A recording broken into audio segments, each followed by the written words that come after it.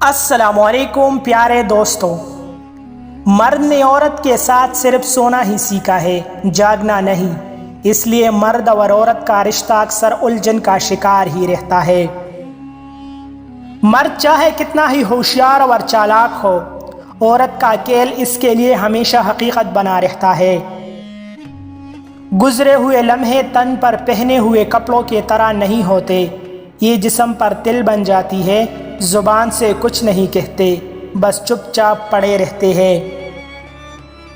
عشق ایک ایسی بیماری جس سے انسان تندرست بھی ہو سکتا ہے، لیکن یاد وہ نیم حکیم ہے جس کی پڑیا آپ کی مستقبل کی جان خطرے میں ڈالتے ہی چلی جاتی ہے۔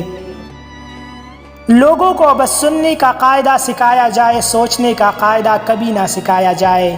کہتے ہیں سوچنے سے لوگ پر منبردار نہیں رہتے۔ ہر کسی کو اپنی غلطی چھوٹی معلوم ہوتی ہے اور دوسرے کی دی ہوئی سزا بھی بڑی معلوم ہوتی ہے۔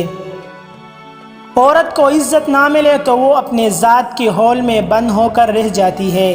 مرد سمجھتا ہے اس نے عورت کو تسخیر کر لیا ہے، بے وقوف یہ نہیں سمجھتا کہ یہ خاموشی مرد ذات کی نفی کے لیے اختیار کی گئی ہے، اور ایسے چپ کے پردے میں فقط بیزاری، نفرت اور مصلحت کے جذبات پوشیدہ ہے۔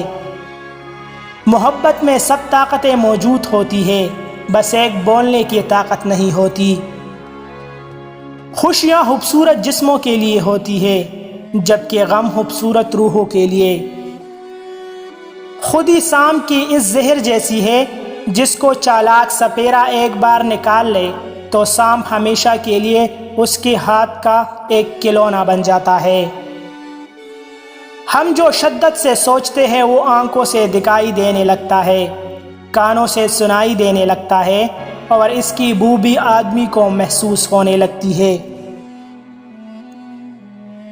اگر ریچھ کو کہیں اکیلی عورت مل جائے تو وہ اسے مارتا نہیں بلکہ اٹھا کے اپنے گپا میں لے جا کر اسے اپنی بیوی بنا لیتا ہے۔